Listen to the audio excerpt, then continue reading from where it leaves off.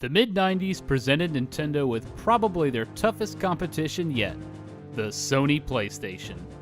Released in North America in 1995, it was dominating the video game market. The CD-based console was a developer's dream. Production costs were cheap, and the technical specs were great. Soon, many of Nintendo's favorite developers began making games for the PlayStation. The one that hurt the most might be Square, who moved their flagship Final Fantasy series over to Sony. Needless to say, it became a massive hit. Nintendo's system, the Nintendo 64, felt somewhat dated compared to the PlayStation, mostly due to the games still being on cartridges. Although load times were much faster, it cost more to produce games, and development proved to be difficult for third-party developers. Chip shortages didn't help either. For comparison's sake, a Nintendo 64 cartridge can hold 12 to 16 megabytes of data. A PlayStation CD-ROM could hold almost 700 megabytes. So, what was Nintendo's answer to the growing popularity of the PlayStation? Enter the Nintendo 64 DD, also known as the Nintendo 64 Disk Drive. It was announced at Nintendo's Shoshinkai trade show in 1995 and got the video game world buzzing about the possibilities. The Nintendo 64 DD would bring the 64 online and provide improved graphics and bigger games. The cartridges could now hold 64 megabytes of data, and gamers would be able to download new updates for their games and store files. Personally, I was pretty excited. I remember reading Tips and Tricks magazine and seeing previews for all the games that were gonna come out for this thing. And boy, were there a lot of games. Zelda 64, Mario 64 2, Banjo-Kazooie 2, Earthbound 64, Kirby 64. It seemed like all the big games were gonna come out for this system. Unfortunately, not everything went according to plan. Over the next few years, people started noticing that many of the games that were planned for the add-on were being released as a cartridge game for the 64, or being canceled altogether. Gamers continued to wonder, when was this thing coming out?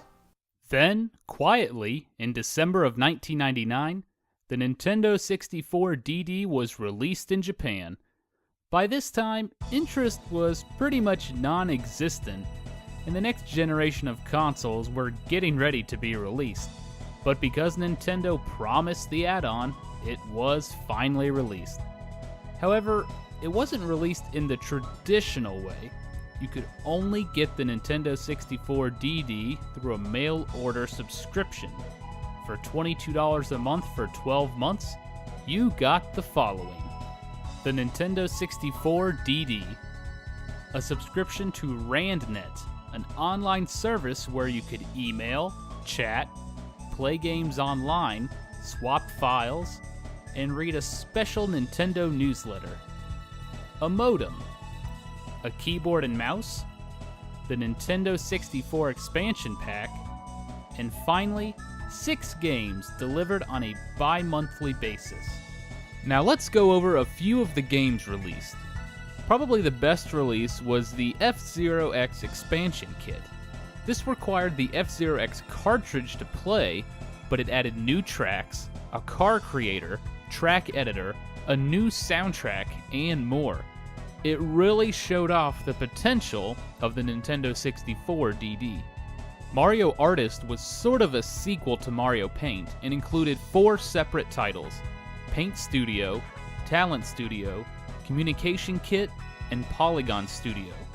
You could create animations, draw pictures, and share them online with friends. SimCity 64 was basically a beefed up version of SimCity 2000. However, it suffered from slowdown issues.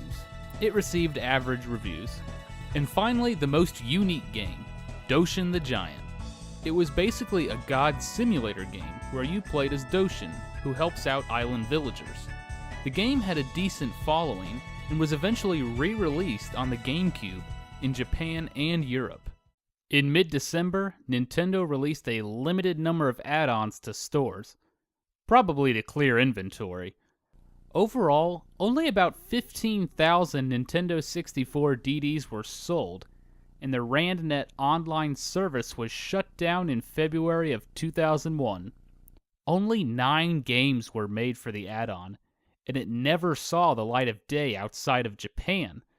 Not that Nintendo of America would even want it. Howard Lincoln, who was Nintendo's chairman at the time, stated, "The need is not as great, and we haven't found compelling software.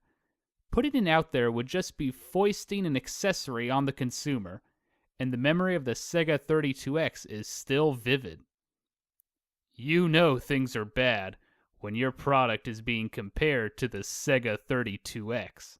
In short, the Nintendo 64 DD was a complete failure and gave developers even more of a reason to move on to new consoles.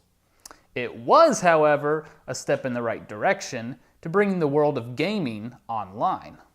Nintendo would go on to release the GameCube, which used mini DVD discs in the fall of 2001. It was the first Nintendo home console to use a disc-based system. Today, the 64 DD is more of a collector's piece than anything else. The add-on itself goes for about $500 on eBay. That's all for this episode of The Gaming Historian. Thanks for watching.